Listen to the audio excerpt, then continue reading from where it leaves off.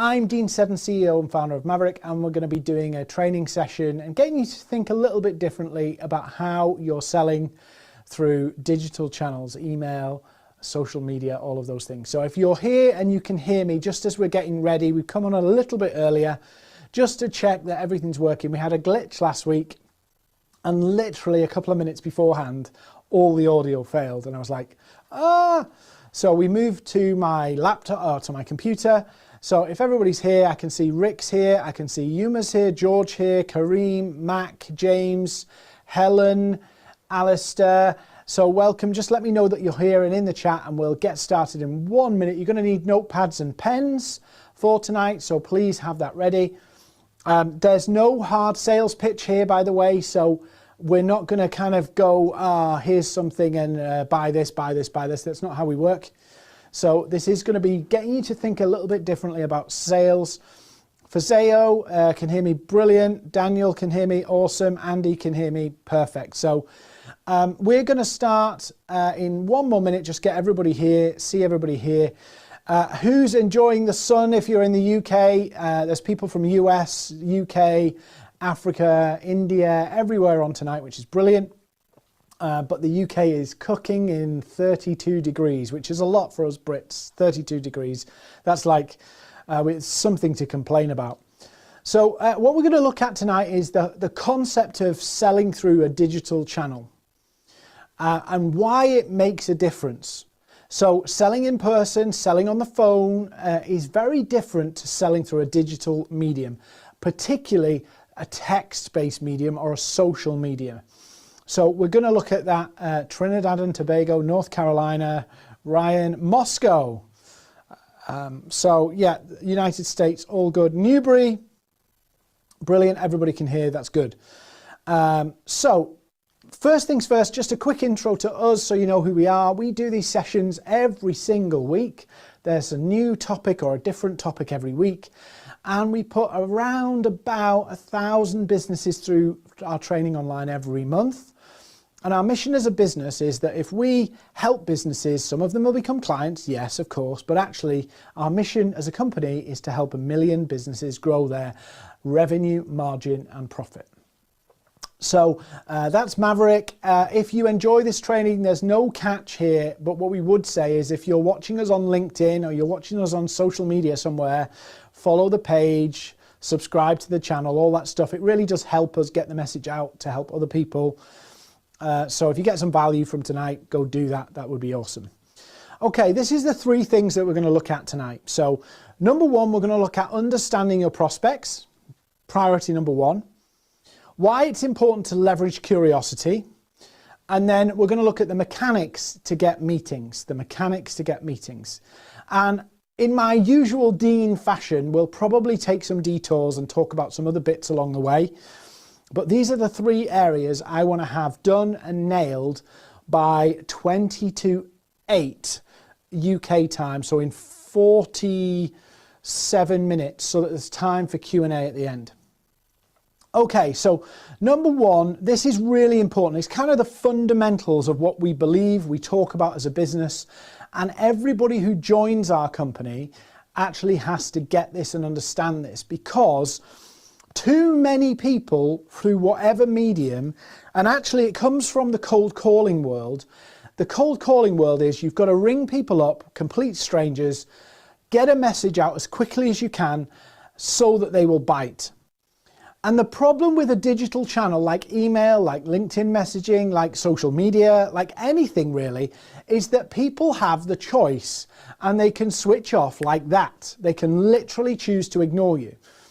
In the conventional cold calling environment or in person, if you're at a trade show or meeting people at a networking event, you've got these advantages of there is a degree of personal courtesy that digital channels don't have. Not in the sense that people will be rude to you, or there are a minority of people who will give you 2-word answers that usually end with off. There's a minority of people who will do that if you try and develop sales conversations. The vast majority will just ignore you. And I was talking to some companies today based in the US, and I said, let's be honest here. the vast majority of what people are doing in sales and marketing, the vast majority of it, 97% of it, achieves nothing. 97% of your automated cold email outreach is achieving nothing. So we really need to come back to the kind of first principles. And this is why it matters, because if you get this, it will help shape the way you think about selling through a digital platform. Now, I love the story, and it's a good point to raise this now, of Elon Musk. When he launched SpaceX, he was looking at, one of the problems that NASA has, one of the problems that going to the moon and all this stuff has, is the fact that it's so expensive. So he looked at, if I've got to make a viable commercial space business, I have to lower the cost of getting into space. That's the most expensive bit.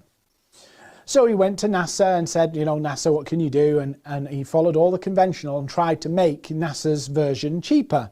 He went to the Russians and said, can we make the Russian rockets cheaper? And what he was trying to do is make an inefficient design more efficient.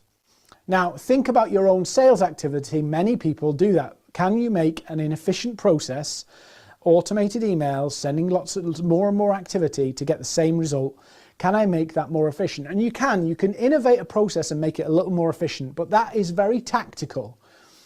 What Elon Musk decided to do is go back to first principles. So first principles is a principle in physics of what are the basic fundamentals? What do we boil all this down to? And we've got to boil it all down to the very simple things and build back up, because sometimes what we do is we build on faulty premises. So we can make a innovated, poorly performing process, or we can build something that actually is rock solid that will perform. So this is where the sales journey comes in. First principles, let's look at what has to happen. So first principle number one, a customer has to be aware of a problem, number one. They have to want to pursue an outcome, they have to make a decision to change, and they have to decide to purchase a solution. That's the simple journey. And every human being, every business, every decision maker goes through this process. They go, we've got a problem, we're struggling with something, something's not working the way we want, we're frustrated by something, we want something else, we want to increase revenue, we want to close more business, we want to do this, we want to do that. We're going to make a serious decision to change, not choose a supplier, but actually take steps to find an answer. We're actually going to try and find a solution to get us from this place to this place. And then when they go and search for that answer, when they go and do their research, when they go and develop everything, they go for the purchase and they decide, we're going to buy it, we're going to do it, we're going to implement it. That's what they do. That's a very simple and straightforward process. That's what everybody does. Now let's think about this in the sense of what does the salesperson have to do? So what does a salesperson have to do? The salesperson has to convince people that they can, where they are right now, there is a better place with their product or service. Where your customers or your prospects are right now, where their current reality is, you've got to show them that there is a better way and another way to get a result. So every business is selling an end result. Every business, every product, every service is selling an end result.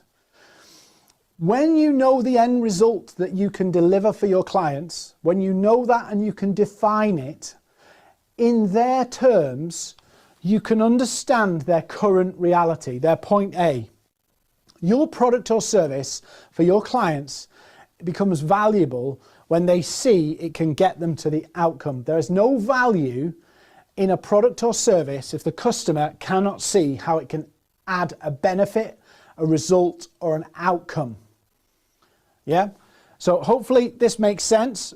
We've got a worksheet we'll share with you. If you want it, you can email us. I'll put the email on screen to help you define. We've actually got 2 worksheets on this to help you define what are the key benefits my customers want. What are the key benefits that we can deliver? And what are the key outcomes we can deliver?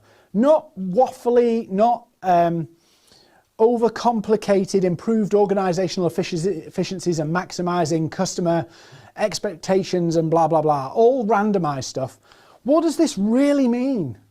What does this really mean? You'll retain more business, you'll retain more customers, you'll get more inbound inquiries. Make them really defined. Yeah. So if you want these worksheets, I'll put the email address on screen, hi@maverick.co.uk, and you can ask us for these worksheets. There's two. There's the one client profile, and there's the 10 statements file document, which basically forces you to think about the 10 key reasons why people want to buy your product. And as you do it, it actually gets harder because everybody thinks of the first three and that's easy. But as you actually dig deep, you go, yeah, why should somebody buy our product? Why should they? What does it mean to them? Very often we get obsessed with what it means for us. If we sell this product, we get a little bit obsessed about what it means for our business. Yeah. But actually, why don't we spend the time digging into what it means for them? Really dig into that. It will make a huge, huge difference if you can dig into the benefits and the outcomes that the customer gains from you, your product or your service. Then we reverse engineer. So we reverse engineer backwards to their current reality. So if this is the outcomes and the benefits they've got right now, so let's think about this as, let's say I'm an e-commerce company. So I'm an e-commerce company and my website is not generating any sales, or my website's generating low sales. So the benefits of working with you, you're the hypothetical e-commerce marketing agency. So, okay, the benefits of working with the e-commerce marketing agency is improved conversion, less abandoned carts, da da da da da da da da da da da da. Make them really specific. And then let's work and reverse engineer what are the pain points and challenges. What's the current reality your customers have? If they want a lower abandoned cart rate, what have they got now? If they want more higher value sales or more upsells or more add-on purchases or higher customer spend, where are they now? So you work from the benefits you can deliver and engineer where the current customers are. That helps you in a number of ways. Number one, it helps you know what the customers are going to pay attention to and what they're going to ignore. The vast majority of things that I see people doing is sending emails, sending messages, and doing all stuff that tells the customer how wonderful you are, but doesn't tell them how wonderful it could be if they bought and worked with you. So don't get obsessed with how wonderful you are. It's so funny. I get some messages from people and emails saying, oh, we've worked with Amazon and these people and blah, blah, blah, blah, all this kind of bragathon. And I'm like, so why you want to talk to me? You've got Amazon, you've got SpaceX, you've got Tesla, you've got all these companies. Why do you want to talk to me again? And some people say, Dean, you got an inferiority complex, but it's the point. I'm only interested, I'm sorry, and you're the same, you're only interested in what benefits you. I know that's a very cynical way to put it, but that's the truth. Customers, we're all overwhelmed, we've all got too many emails, we've all got too much going on. This is what matters to the customer, where they want to be and where they are now. You can articulate that, and I've done it numerous times, and there's a guy who came on one of our trainings, a veteran of sales. And he said, I implemented some of the things you were saying and I dropped all the stuff that I'd heard. My emails out, he still used automated emails, but you know, that's life. I can't convince people of everything. But he said, the first email in my sequence, I was getting conversations going and starting. So if you focus on these 2 points, these 2 points make the whole damn bit of difference. Then let's look at one other principle. Yeah, you need to find your pain points. That's the exercise. The worksheets are there, the email's on screen. If you want those exercises to help you find them and understand them and how to leverage them, drop us an email, we'll send them to you. But I'm not going to come to that, but first, Another principle that you really need to lock horns with here, look at your email messages, look at your LinkedIn messages, look at whatever other messages you're doing to sell, right? How many of them are creating a compelling reason to reply? How many of your messages are push me out and broadcasting and then dumping at the end, shall we have a call? Like, you can waffle enough to convince people to have a call. It's madness. Some of the things we actually do in the name of sales is total madness.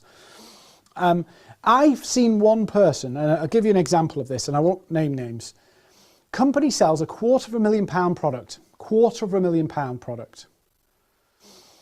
They want the most efficient process possible, and they want to capture the most sales. Sometimes the most efficient process is confused with the easiest process. They are not the same thing. So the easiest process you can do to sell is set up an automated email and blast people. Blast people with your sales propaganda. And you'll get, if you're lucky, a 1% success rate. But 1% can feel pretty good. But 99% of people have ignored you. That's the easy process. The most efficient process, or the best value process, the highest yielding process, is you scrap all of that automation. I know that's not popular to say in today's automated AI can do everything. Scrap it all and send one email and get one reply. Send 2 emails and get 2 replies. But it comes down to this. You have to understand the customer well. So we send 15 emails to prospects every day. And off that, we get 30% of those meetings, overall 30% into meetings, and our close rate is about 75%. 15 emails. Why? We understand this really well, and we know that the more generic we go, the less successful we will be. And in this GDPR, PECR age, you can't afford to be bluntly lazy in sending emails and sending automated messages that are generic, personalized generic, and then you end up with a lower response rate. So this company selling 250k product software, they were using automated email for 250 grand. Absolute madness. It's worth the effort to make the effort.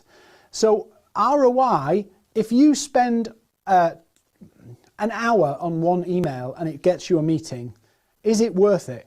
Of course it is. What we do is go, oh, I'm not prepared to do the work. Let's let a robot send a generic one and hope for the best. And so the success rate is 1% versus you're missing a success rate of maybe 30%, so somewhere around, let's say 20%. 20% success rate. So you need to find your pain points because they unlock everything, absolutely everything. And those pain points might be different by vertical, but if you don't find them, you don't understand them, and your pain points are always linked to your benefits. The pain points are always linked to the outcomes and results you can deliver. They're actually the negative of the outcomes. They're negative of the benefits. So the second thing I want to talk about here is leveraging curiosity. And again, it builds on the point of the emails that you send and the outreach that you do to talk to prospects, that sometimes what you do, and we're all guilty of it, is we try and give them too much information.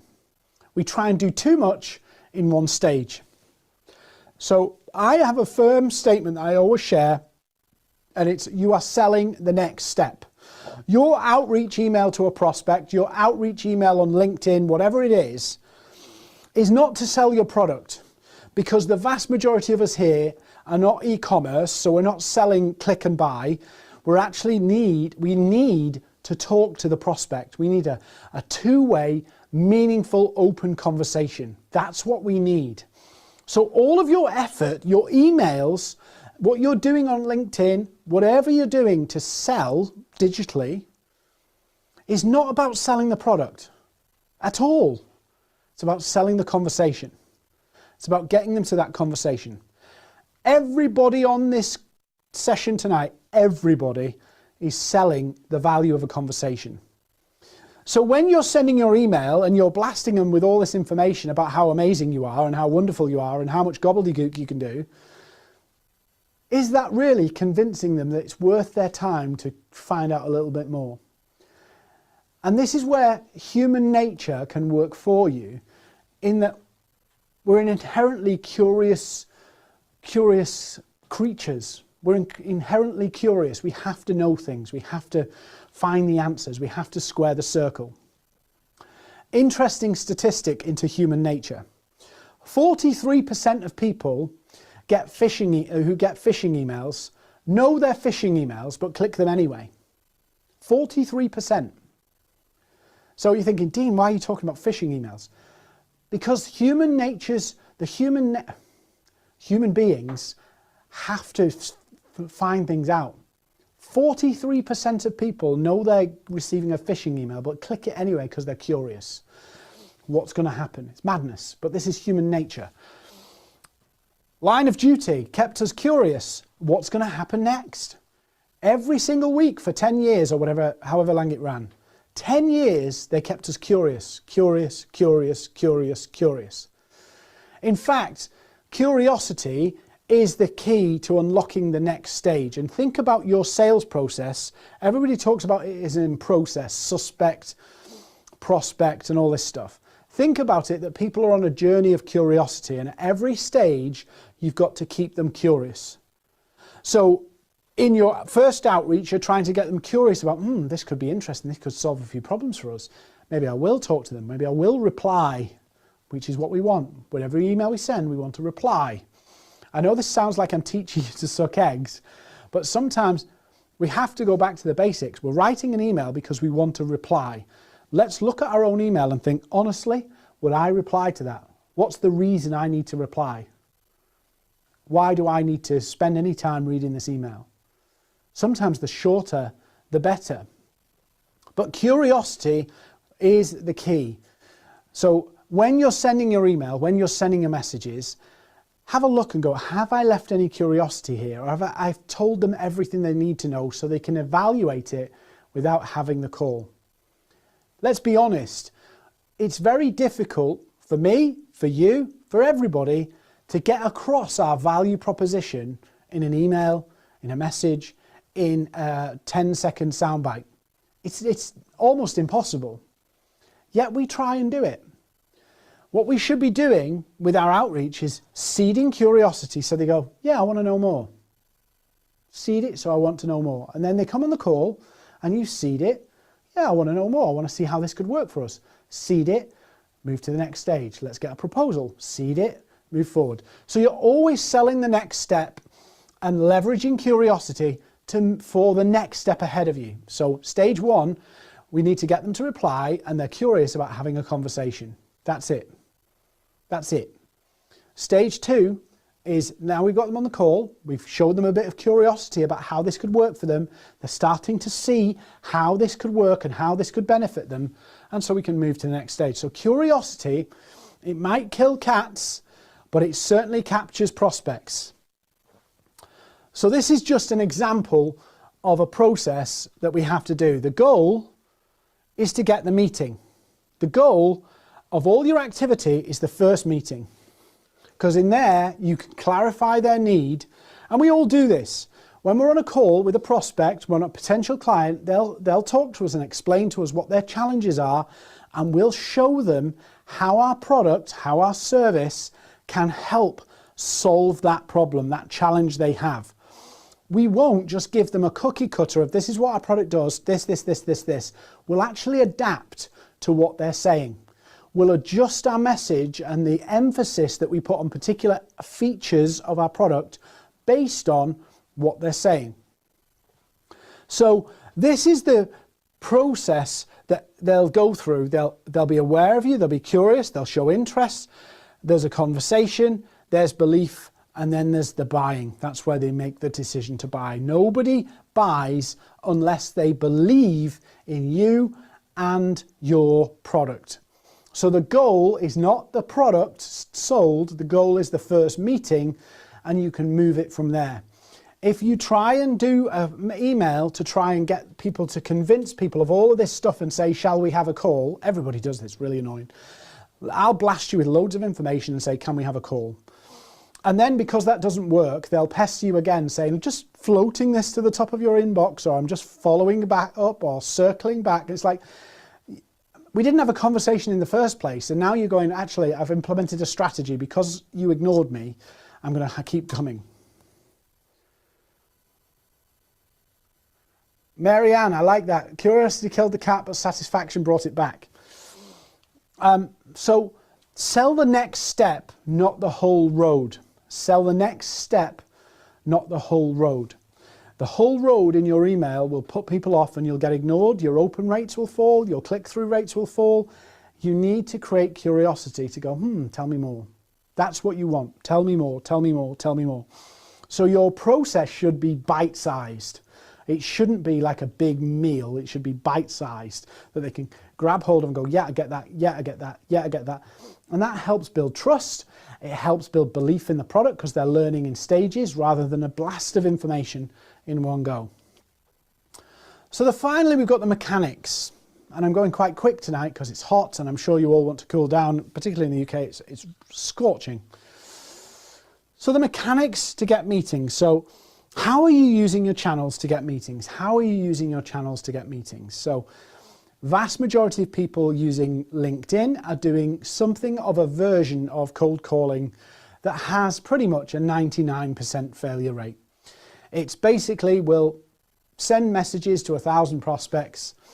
We'll follow up, we'll do all of this stuff, and out comes the bottom. And this is a screenshot of somebody else's process that they put on their website of their results and how it works. So they're advertising this as a successful process. Now, I don't have anything against their process. I just don't think it works. I don't think that this is a sustainable business model. I don't think this is the best of sales. Let's be honest. If this is the best of sales and it has a 99% failure rate, God help us. It's luck. Honestly, it's luck. This is not sales. This is not skill. This is not a craft of communicating the value of your product. This is literally getting 6 numbers on a Saturday night. But yet we seem addicted to it because it feels easy, and it is easy. We can send 1,000 and we get 4 sales. We feel really rewarded by that. 4 sales still means something. The problem is, how many told you politely to get lost? How many did you train to ignore you? And how many said, please do not contact me, unsubscribe, GDPR, don't talk to me again? Every time you do this, you put people who you'll never be able to talk to again because of GDPR. So think about that. This process, you think actually it's a shortcut to the sale that has a massive inefficiency rate, is actually also permanently cutting some people off from you. Probably at least 15 to 20% of going through this process will have some kind of unsubscribe, no thanks. Let's say it's 10%. So what we're saying is that this process, let's say it's 10% people say remove, do not contact, leave me alone, GDPR, all that kind of stuff. Say 10% go through this process and say, don't talk to me ever again. 10%. So you think that's quite pretty low, but that's more people than you've sold to. Think about that as a process. I find this baffling that we have this, and I'm guilty of it too. So we're hooked on this and we think this is brilliant. But the numbers, when you look at 99% failure rate, and actually more people, you will isolate more people than you will sell to. That's not a successful strategy. It's also not scalable. If you can have 100,000 customers, maybe 400 coming out the other side in a year is good. Yeah? Good luck finding the 100,000. If you're a small business, that's a hell of a job. If you're a huge corporate, you might need 1 million. Can you really work with these numbers? It doesn't scale. It doesn't scale. So curiosity is your key, and we need to eliminate this transactional way of selling where it's like, I'm going to tell you, and if you want it, I'll chase you a couple of times, and if you don't, I'll leave you alone for a bit. You need to create a systematic sales process, not a systemic sales problem. And to be honest with you, a lot of people, will say one thing. You could do this in 1 month and you'd be happy you got 4 sales. 4 sales. The problem is that when you start to do it in month 6 and month 7, you've churned so many people and it will not be able to deliver long-term results. And then what you'll do is you'll move to the next thing, or you'll look for the next hack in the way to do it. Oh, we'll put a personalized image in it, or we'll put a personalized video in it, or we'll put an emoji in it, or we'll change the subject line. So you play this tactical game all the time, when actually we want to use skill, we want to use strategy, and we want to be efficient. Both, not efficient in our time, efficient in the result. Efficient in the result. If we get an efficient result, the time and all of that stuff takes care of itself. So mechanics to get meetings. So LinkedIn, we've got a checklist that we put together, social selling checklist. You can have this for free. What we've learned over the last 8 years of doing social media and selling through digital channels, even when LinkedIn was young and email was shiny, maybe not so 8 years ago, but 8 years Maverik's existed, we've learned this stuff, known this stuff, and delivered this stuff both in our own business and other businesses. We know one simple thing about LinkedIn, and I'm sure some of you will have been to some of our other sessions. We know if you want to sell and get a meeting with a senior decision maker, and I'm not talking like a small business here, I'm talking about if you want to get a serious conversation with somebody at a high level and you want to use LinkedIn as the channel, there are 3 to 4 interactions you have to do to actually get that conversation. 3 to 4 interactions. Some, even senior, might be 6 or 7. But you have to do them. If you think you can just cold pitch the CEO of a major company, or the CTO, or the CIO, or the CMO, or any of those major department leaders or board level people, and think you can just pitch them in a message, you are mistaken. So this social selling checklist is free. I'll put the email address on screen. You can email us and we'll send it to you, because it will help you really understand and get your head round, okay, I've got to do some work. If I want to win that business, if I want to win that £250,000 product sale, if I want to win that account, I'm going to have to put some work in, and it can't be anybody else. It has to be me. Has to be me, because I'm the key to the relationship. I'm going to unlock this account. I want the commission. I want the deal. I have to do it. I can't delegate it to a robot. They're not clever enough. They're not smart enough. They're not as nuanced as you can be one-to-one moving a £250,000 account. So we know 3 to 4 interactions is key to unlocking a conversation with a senior decision maker in a large enterprise organization. So if you want to use LinkedIn, you need the checklist. It's free. I'll put the email address on screen. Next one, email. This is actually an email that I got. Email is probably it is one of the best channels to get in front of decision makers. It is, even to this day with ads and all this stuff, it is. And this is the message that was sent to me from one of our students about how we change their thinking. There's no tactic, there's no hack here. It's not about hack. It's about getting back to the basics. It's about getting back to first principles of, I'm communicating with a human, and my primary goal of this call or of this email is to get a call. It's to get a conversation. It's to get them to reply and say, yes, I'll talk to you. That's it. That's it. And we overcomplicate it. And this is an email, I love sharing this email because I'll read a little bit of it. I'm going to level with you. I didn't have high hope for our time together last week. Before I left for Bali, I did 10 years of selling at enterprise software startups, so I have death by social selling courses previously. And I've got a ton of delivery to execute as I lead projects here. Just thought I'd let you know, after our chat Monday, I refocused some of our medium value target email sequence messaging and got a 51% open rate on a batch of 35 with 10 clicks and 2 replies from email 1 in a sequence, which is unheard of. So this is me eating humble pie. I mean, you may be watching. I love this little email. I'm going to keep it forever. Apologies for maybe privately being a little cynical and saying thank you. Let me want you, if you want a testimonial. It's all about the humanity of this. When we forget that we're trying to convince humans to take action and we're trying to do it, we do one-to-one emails in our business.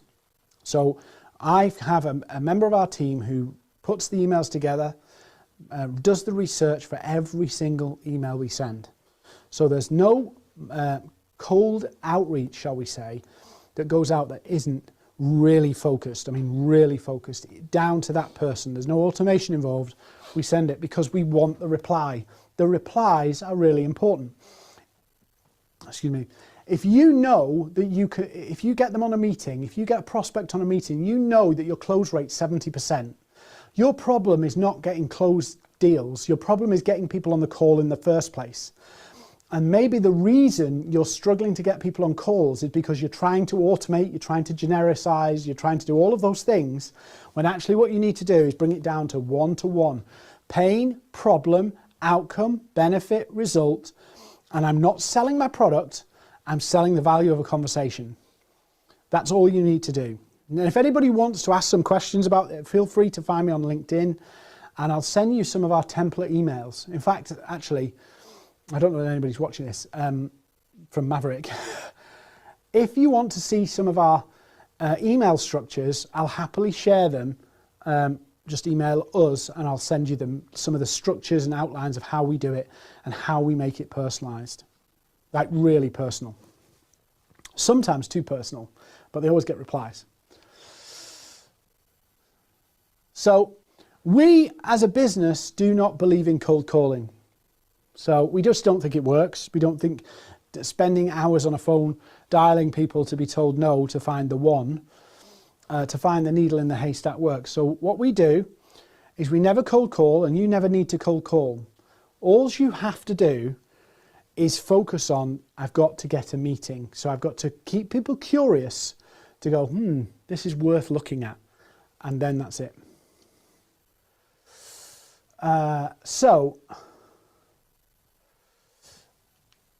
I'll come back.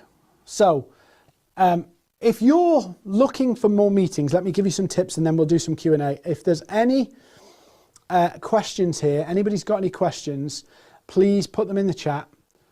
Tom Thompson, oh man, you're hitting close to home, preach it. I'm just passionate about it. I just really see that in our eagerness, I said this to somebody the other day, sometimes our eagerness to get sales betrays us because our eagerness makes us lose our common sense. And our common sense is customer needs to have a problem. We need to demonstrate we can solve that problem. They will buy if they see the value. But the first job is we've got to talk to the customer. We've got to get in a conversation with the customer. And actually, for most people, 90% of people, once they're on a meeting, their sales conversion rate is probably half decent. Yeah, I've met maybe one or two people whose call rate, their conversion off a call was like atrocious. Most people are half decent at that. If you do enough of them, you get a practice at it. The problem is we can't figure out, and hundreds of thousands of salespeople all across the world right now are just trying to chase down, how do I get people on calls? How do I get people on calls? And that's all we're doing. How do I get people to reply? And yet we're sending all these emails blasting how amazing we are and how wonderful we are. And I remember a few years ago, somebody said to me, and it stuck with me, stop trying to create consideration before conversation. Stop trying to create consideration before conversation. What do I mean by that? When you send your long-winded email, when you send how amazing you are, when you send all of that stuff, yeah, you're trying to get people to go, this looks interesting, I'll weigh this up, and this could be exciting, or this could be, And they've worked with these people, and I'm getting them to consider it. I'm trying to make them have an analytical, logical decision. Look how good this is, so I must logically want that conversation. It's not how it works. That's consideration. And in actual fact, most studies have found the more you give people, there's a Goldilocks element to this, but the more information you give to people, the less likely they are to actually to make a decision. So there is a Goldilocks element to this. If you give them too little, they ignore you. And if you give them too much, they ignore you. And so your job is to actually go down the middle and go, I've got to give them enough curiosity and enough to go, this could be interesting. So there's a bit of meat, but I'm not serving a frigging hog roast. Yeah? So some of my emails are really short. Some of them are a bit long because I space them out. And a lot of curiosity, a ton of curiosity. You can't overdo curiosity. So has anybody got any questions? Obviously there's the resources you can get for free.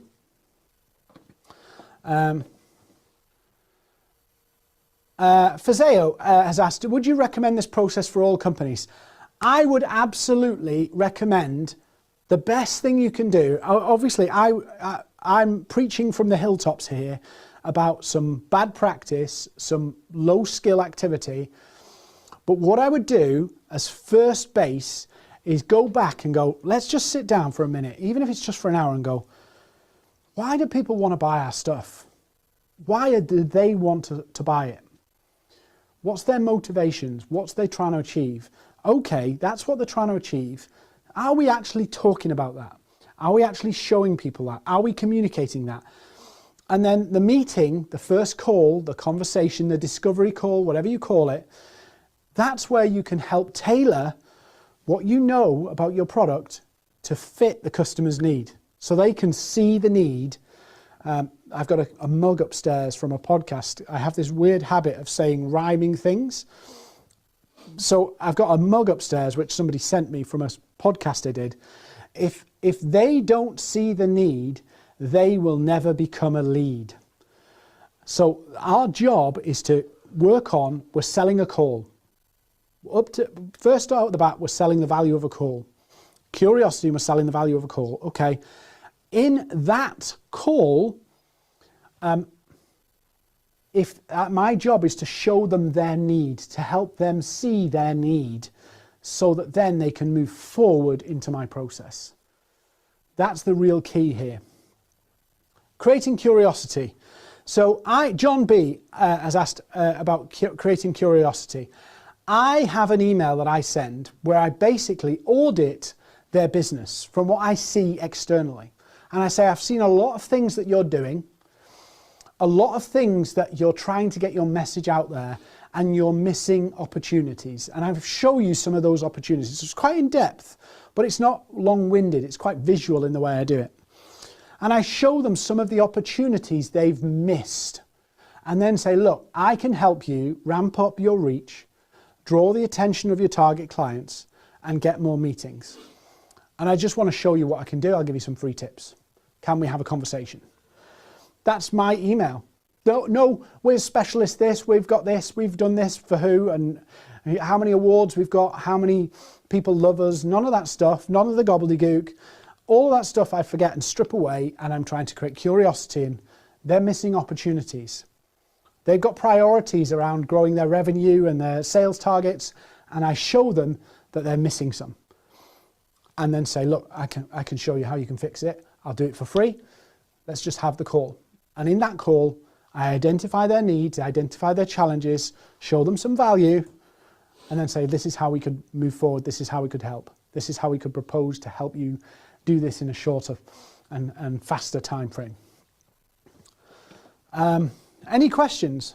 Any more questions? I dumped a lot of information there in 40 minutes.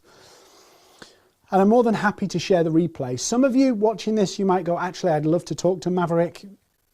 We'll put a link out tomorrow, or you can email us, email on screen for any of the resources.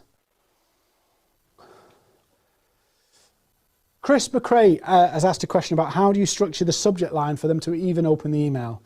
Well, Chris, number one, think about this from the customer's world. We're all getting far too many emails, so we triage emails. We triage our emails.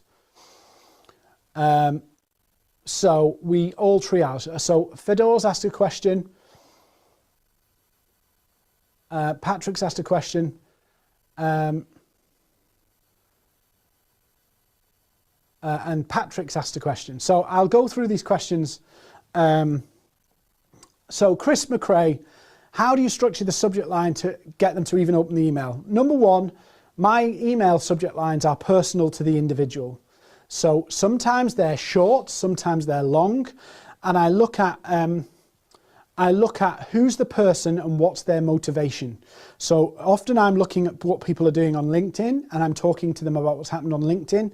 So I might put your LinkedIn post, or I might put this on, or something like that. Or sometimes I put their first name, and I'll put Chris, or something like that. So that's really what I do. So I look for something that gets the attention. Again, curiosity. And Alicia's just said, how important is the subject line? Massive, huge, huge. So, so let me just go back through some here. So let's go up. So Chris McRae, subject line. Patrick, I know you're in our pipeline. Yeah, I know you're in a pipeline, and I have a principle here. That is, we will never hound somebody for a sale. So Patrick, if you believe we can help you, we're here. But we'll follow up and see how you're doing, but we're not going to hound you. You know you need it. We know we can help it. We've got the testimonials of people who've been through our process. That's up to you. Yeah, so if you think you need it, you believe you need it, and you believe we can help you, that's your decision. Who have we got? Saiful said, more effective than cold calling. Yeah, if you spend 8 hours cold calling, you'll probably make 100 calls and get maybe 1 or 2 bites. Yeah, I can send 15 emails and get 5 bites. And 15 emails don't take 8 hours.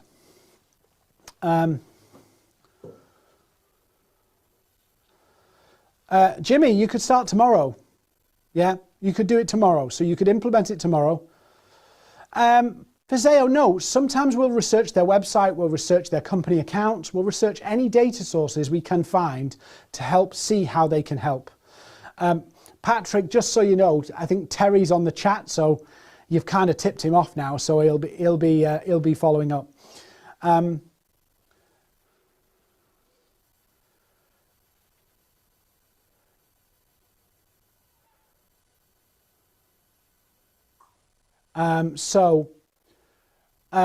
Tom Thompson, we don't think about it like a funnel. Well, we do, but we don't think about it in the classic way of, you know, top of funnel, middle of funnel, all that kind of stuff. We think about it as people are on a journey to believe us. They either believe in us or they don't, and we will continue to put stuff out to help belief. Sometimes chasing and proactivity can bite you in the ass. So, and sometimes not being proactive can bite you in the ass. So we try and strike a happy medium of we'll follow up, but hey, if you're ignoring us, if you're not responding to us, we need to do a better job in getting you belief. So we'd rather have you in our world socially and in social media and some of our other stuff, building that belief until you're ready. So it's a very different model than we operate than most businesses, because we literally have tens of thousands of potential prospects that we're helping every week. And some of them will reach the point and go, we need Maverick. And that's good for us. And some people watching this will come and they'll come to everything and never buy anything. And that's cool too. Because the benefit of what we do is we're creating broad reach, broad market awareness, giving value. So lots of people have got, man, that Maverick team, they've given us some good stuff. And the people who really need it, the people who want to take action and make a decision to purchase and actually see us as the solution, will engage with us and we'll engage with them. Yeah, so Patrick, yeah, Terry's got you now. He's on you. No, Terry's all right.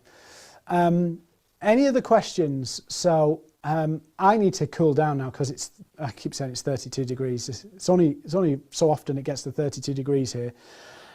If there's no more questions, if you'd like to talk to us, you can email us on screen. If you want any of the resources that we've said about tonight, you can get them for free.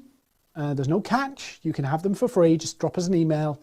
And if you want to talk to us, email us and say, look, it's time. And Laura, yes, let's stop harassing each other on email. That would be brilliant. Fedor, sorry, I didn't. What did Fedor say? Sorry, I missed Fedor. What did I sell before? So I'll tell you a little bit about my journey, because people say, well, what did you do before? So when I was 17, I started as a sales exec in a small graphics company where I used to live up north. And I wanted to be in sales because I liked the cut and thrust of it all, but I couldn't hack the cold calling thing.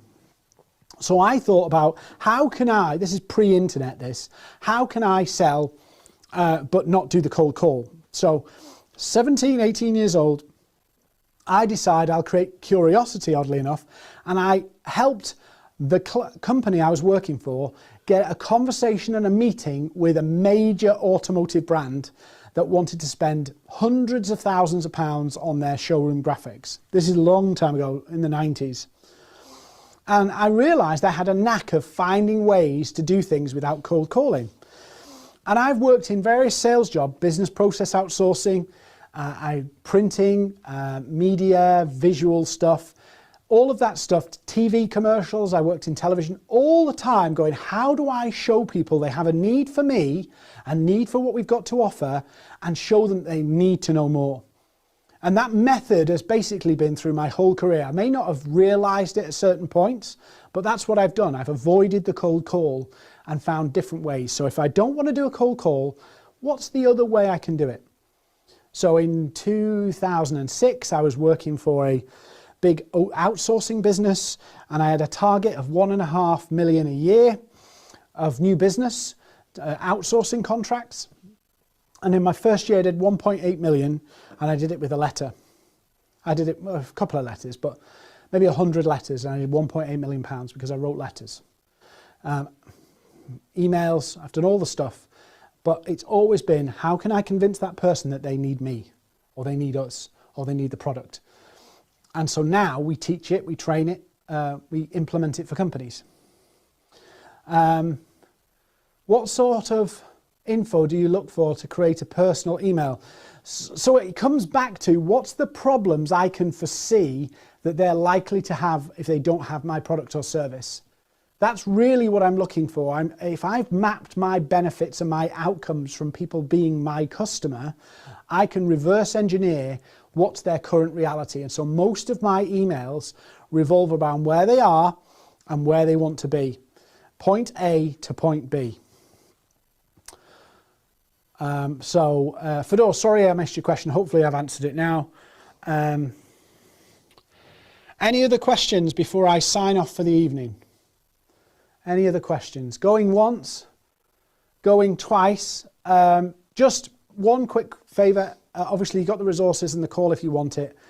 If you've enjoyed the session, do the thumbs up, the follows, the subscribes, all that stuff that helps the algorithm. That would be really appreciated. And we have sessions coming up. I think tomorrow night I'm actually doing one for startups.